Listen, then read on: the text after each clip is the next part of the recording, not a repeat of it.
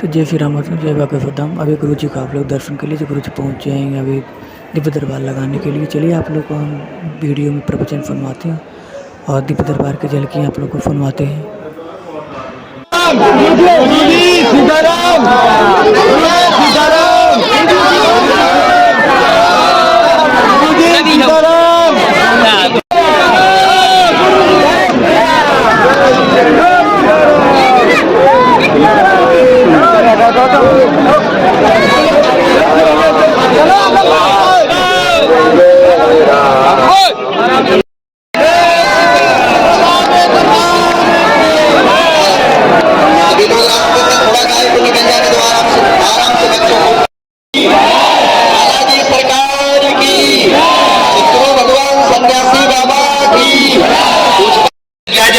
गुरु जी हम नहीं भटक रहे, हम तो इनके ही चरण पकड़े।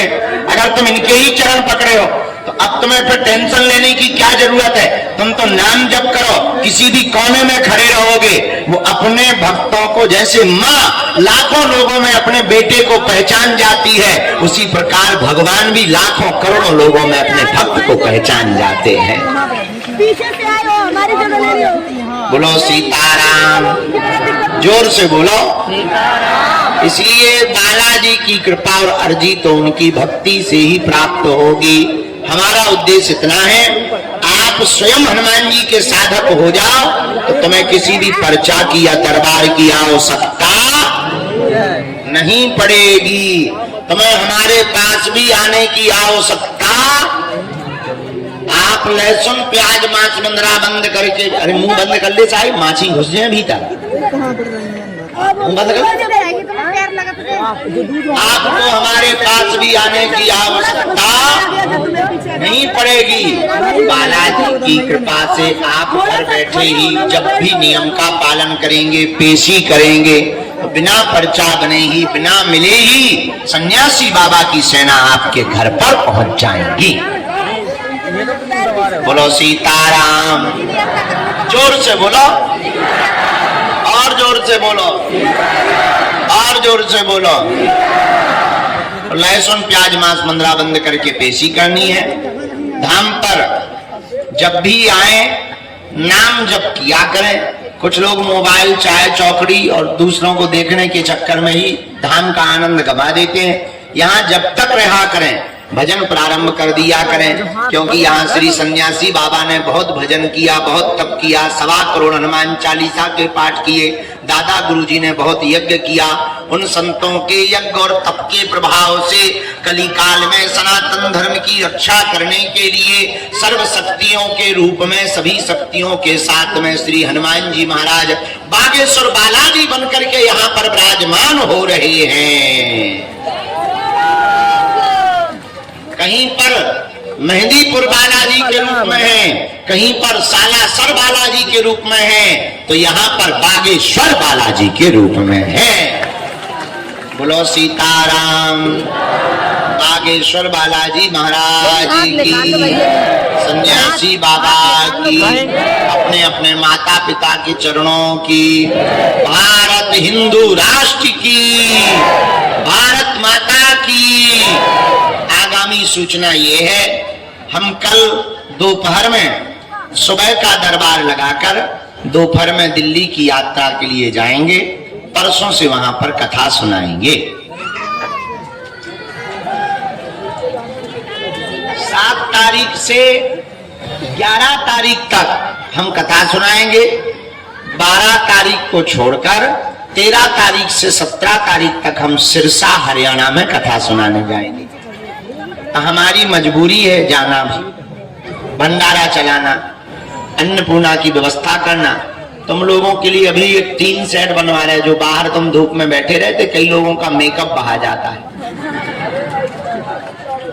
हमें तो कोई दिक्कत नहीं होती, पर बहुत लोगों को ये दिक्कत होती है। और तो सब ठीक है, दरबार तो बढ़िया है, और कम से कम इतनी तो हवा की व्यवस्था बनी रहा है कि कम से कम फाउंडेशन ना बहावे।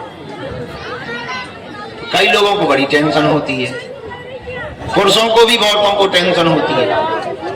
तो हमने आप लोगों की व्यवस्था की व्यवस्था बनाने के लिए 100 बाई 300 के 3 सेट का नया काम लगवा दिया है।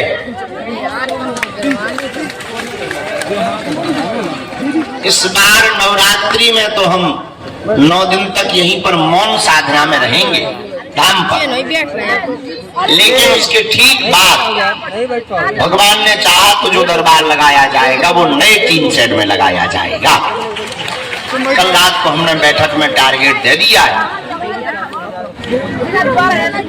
तो हमारा कथा करना मजबूरी है। अगर हम नहीं जाएंगे तो ये व्यवस्थाएं रुक जाएंगी, तो हम कथा करवाने वालों को भी साफ बता देते हैं। इसीलिए हमको 2 कथा की यात्रा में जाना पड़ेगा। फिर हम 18 तारीख से 25 तारीख तक कहीं नहीं जाएंगे, यहीं पर रह करके लोगों की सेवा करके बालाजी के चरणों में सेवा करेंगे।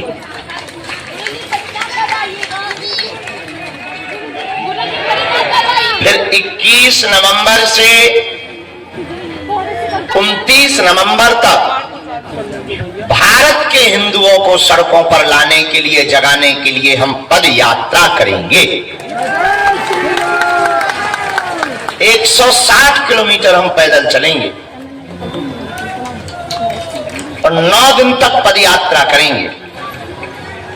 अमीर लोग, बड़े बड़े मंत्री, मुख्यमंत्री तो वीआईपी पुलिस प्रोटोकॉल लगा के हमसे मिल लेते हैं। गांव के लोग बेचारे आसपास के नहीं मिल पाते। अब हमने नया प्रण लिया, वैसे तो हम सबको मिलते हैं, ऐसा नहीं है। भभूति वितरण में एक आदमी को हम मिलते हैं, एक आदमी को।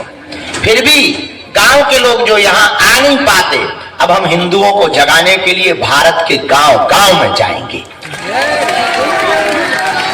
क्योंकि हवाई जहाज, चार्टर्ड और ट्रेन से धर्म बचने वाला नहीं है। अब हम गांव के पिछड़े और बिछड़े लोगों को गले लगाकर हिंदुओं को जगाने के लिए जाएंगे। तो पहली पद यात्रा 21 नवंबर से 29 नवंबर तक बागेश्वर धाम से राम राजा ओरछा तक उत्तर प्रदेश की सीमा पार करते हुए होगी। अब करो या मरो की बारी है, क्योंकि भारत में हिंदुओं पर संकट भारी है। संकट क्या है? तुम्हारे ही भारत में, तुम्हारे रहते हुए कोलकाता जैसी जगहों पर हिंदुओं को रगड़ रगड़ करके पीटा जा रहा है, सब चुप हैं। बरेली में पूरी कॉलोनी की कॉलोनी पलायन होने को मजबूर है। हमारे पास आए थे, हमने कहा कहां गए तुम लोग, पलायन क्यों कर रहे? बोले वहां पूरी बस्ती उनकी है, ऊ वालों की। तो हम कहा दिक्कत क्या? बोले बेटियां चल नहीं पाती, तेजाब डाल देते हैं, छुरा घोंप देते हैं, बाल काट लेते हैं, उनके लड़के इकट्ठे होकर के छेड़ते हैं, पूजा नहीं करने देते हैं, हड्डियां मांस खा खा करके बाहर फेंक देते हैं। इसलिए वहां के हिंदू अपना मकान बना बनाया छोड़ने को अभी जो है मजबूर हैं। अच्छा देखो कितना गजब का देश है। 100 हिंदुओं में 1 मुसलमान रहे तो वो सुरक्षित रहता है, पर 100 मुसलमानों में 10 हिंदू सुरक्षित नहीं है। उसका कारण यह है कि हिंदू सुरक्षित नहीं, उसका कारण है कि हिंदू बटा हुआ है। अगर एक होगा तो हिंदुओं को कोई आंख उठा करके नहीं देख पाएगा।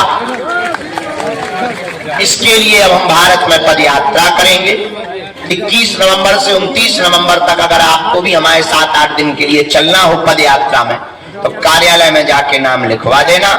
नहीं चलना है तो कोई बात नहीं, हम आएंगे तुम्हारे पास। वहां पे जाओ। आज नहीं तो कल तुमको हमारी बात लगेगी कि गुरुजी ठीक कह रहे थे। इसलिए आप सब बालाजी के चरण पकड़ो। अब हम दरबार प्रारंभ कर रहे हैं यहाँ पर। अच्छा एक बात बताओ, आप एक समस्या का समाधान चाहते या प्रत्येक का? जोर से बोलो।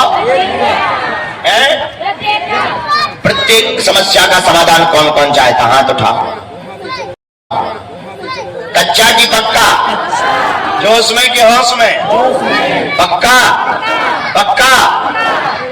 अच्छा हाथ नीचे कर लो, काम आएंगे पीटने। हमारी 3 बातें मानोगे। पहली, आज से हमारे चक्कर में ना पड़ना। और दूसरी, लहसुन प्याज बंद करके पेशी करना प्रारंभ कर देना। और तीसरी, जब भी बालाजी के चरणों में जाना कह देना आज से तुम हमारे। बोलो सीताराम। दोनों हाथों को जोड़ लो, हम दरबार शुरू करो। बोलो हमारे साथ, ओ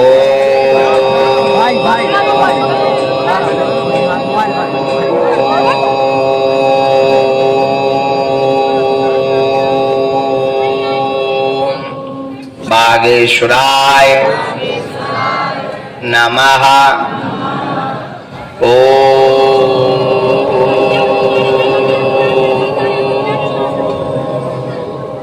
हम हनुमते नमः।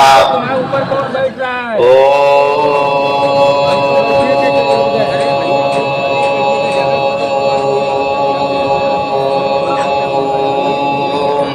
सन्यासी देवाय नमः। मणिमन बालाजी को प्रणाम करो, सन्यासी बाबा को प्रणाम करो, दादा गुरु जी को प्रणाम करो, पूज्यपाद गुरुदेव भगवान को प्रणाम करो, अपने अपने कुल देवताओं को प्रणाम करो, जिनके कारण हम लोग पृथ्वी पर आए हैं। ऐसे माता पिता भगवान के चरणों को प्रणाम करो, बालाजी को प्रणाम करो कि हमारी अर्जी स्वीकार कर ले। जितने भी लोग हैं सबकी अर्जी स्वीकार होगी। मन में राम नाम का जप करना है। हाँ, बीच में किसी को उठ के टोकना नहीं है, ताकि किसी भी काम में हमको असुविधा ना होवे, और जिनसे हम वार्ता करें तो उनके बीच में अवरोध न बनवे। मन में राम नाम जप करो आप, जिनको वो बुलवाएंगे हम बुलाएंगे। हाँ, वही पूछना जो तुम सुन पाओ। हमें बोलने में दिक्कत नहीं है, तो तुम कहो गुरु जी हमारी बेइज्जती हो गई, तो देखो भाई हमारी रेलगाड़ी में ब्रेक नहीं, ये अगर स्टार्ट हुई तो फिर चलती ही रही। तो आप वही पूछना जो सुन पाओ। और